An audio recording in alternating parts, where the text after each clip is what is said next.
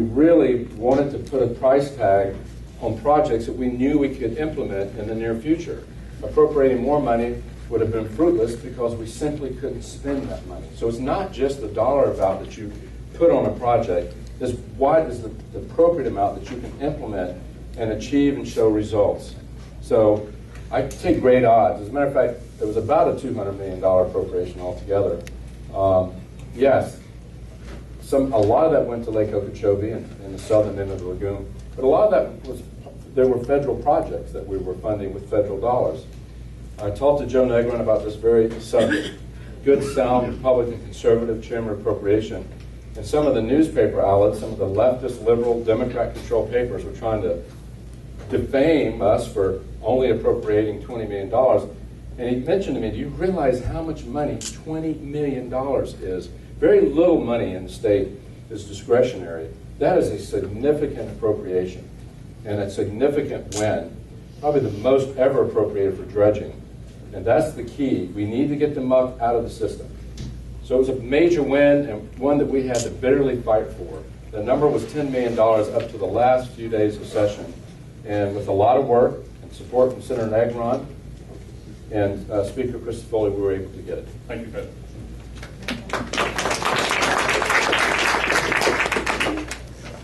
A minute and a half. That's all well and good. And you're going to get that back as well. That might be all well and good, but here's the challenge, right? So as I said, I was the legislative liaison for this project up to Tallahassee, and I was glad to have the opportunity to meet and spend a lot of time with a lot of our representatives. There was one notable exception. Unfortunately, you wouldn't take my calls, you wouldn't return my emails, and unfortunately, we never got to sit down and coordinate our efforts. And as a result of that, we don't have a coordinated plan where we can say, yes, we know in 10 years this is where we want to be, and we have metrics that both the county and the state can agree on for our water. We have federally imposed, completely useless nitrogen loading requirements that we have to follow. I'd like to see us pushing back on the federal government and working together to do that too. But the bottom line is, if you're not willing to work together with the local folks, you're never going to solve the problem.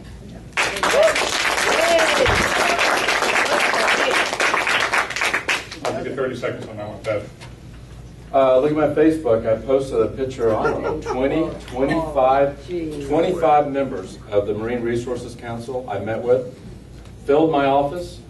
I don't know where you were, why you didn't come, but the leadership of the Marine Resources Council had a lengthy meeting with me in my office on that very subject. So I was successful. I met with our community leaders. Unfortunately, for some reason, you couldn't make it or didn't know about it, but I've been very, very responsive on that issue. I have been for 30 years. And nothing's been done. 30 years, nothing's happened. Thank you. Thank you. Okay, I'm going to, this is going to be a yes or no, real quick for both of you, because we're still on the environmental, and we're just going to move off of that after this one. This is a question from someone in the audience. Do you support, again, yes or no, no rhetoric, do you support or oppose the Florida Water and Land Conservation Initiative Amendment 1 on the November 4, 2014 ballot? Yes or no? Absolutely not.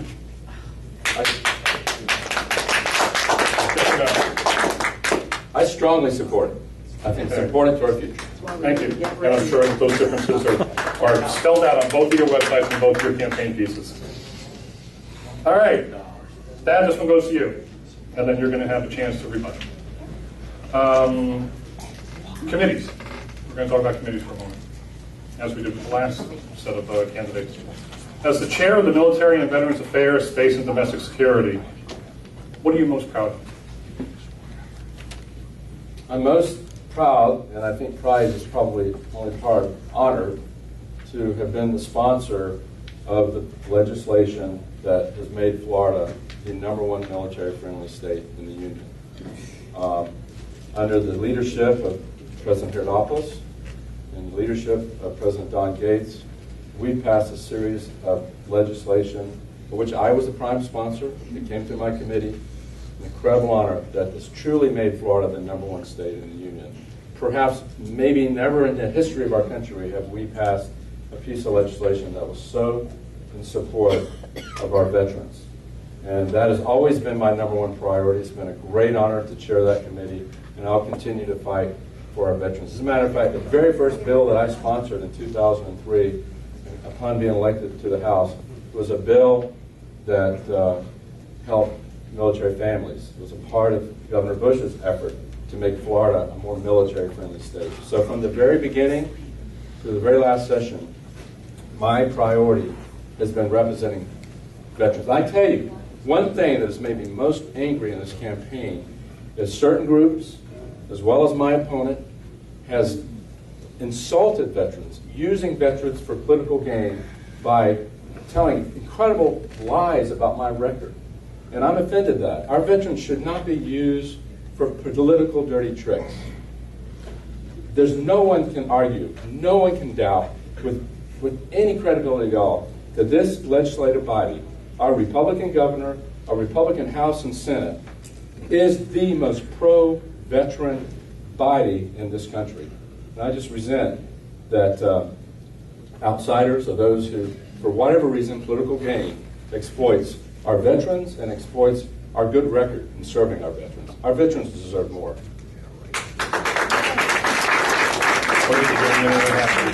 And I do agree that you've done a lot of good things for veterans, and my concern is this. I had the good fortune to have a wonderful man. He's a World War II veteran and a Pearl Harbor survivor, and he endorsed me a couple of weeks ago. We had some folks from Patrick's Air Force Base out, and this man looked at me and he said, "I'm really concerned about my country. I don't like where we're going. I don't recognize it anymore. It makes me very sad." Well, how do I look at a World War II veteran and say, we have failed you? And we have. How do we let this world get like this? It's not enough to put in another program. It's about bringing us all up and turning things around so that we're living the way that they fought for us to live. This is unacceptable, and we need to do more. It's not about another program. It's about getting government out of everything and letting us live our lives the way we were meant to, because he fought for freedom.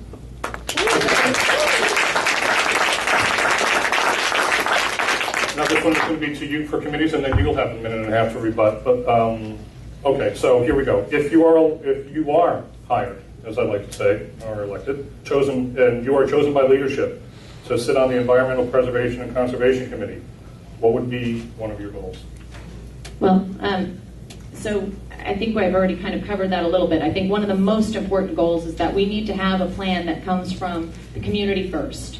We need to do like a regional plan that says, here's what we want to do for our lands and our waters, and not to have a top-down approach. It needs to be a bottoms-up approach. That is, after all, how we as Republicans like to see some problems solved. Those closest to the problem should be the ones addressing them.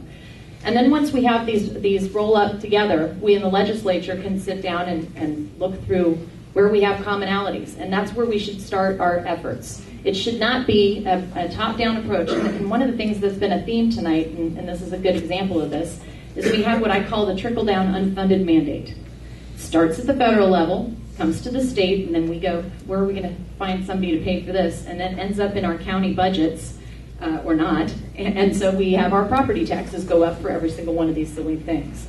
One of the biggest culprits of that, as I mentioned earlier, is the total daily nutrient loading quotas that the EPA has set for us. We as a state had to come up with our standards, and then we have to live up to those standards.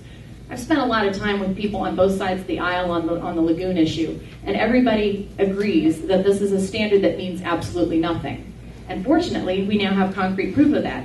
The Government Accountability Office came out with a wonderful report that says the total daily nutrient loads have been around for 10 years, and it's done absolutely nothing to improve water quality. Yet we're still going forward with it. In fact, we're implementing yet another level of this type of monitoring. These are the kinds of things that we as a state need to push back on. We need to coordinate that effort. As I said, the local community and their representatives in Tallahassee have to work together to figure out which of these are causing damage to us, which are effective, and then the ones that aren't good, we need to push back and get rid of them. And the EPA is one of the worst.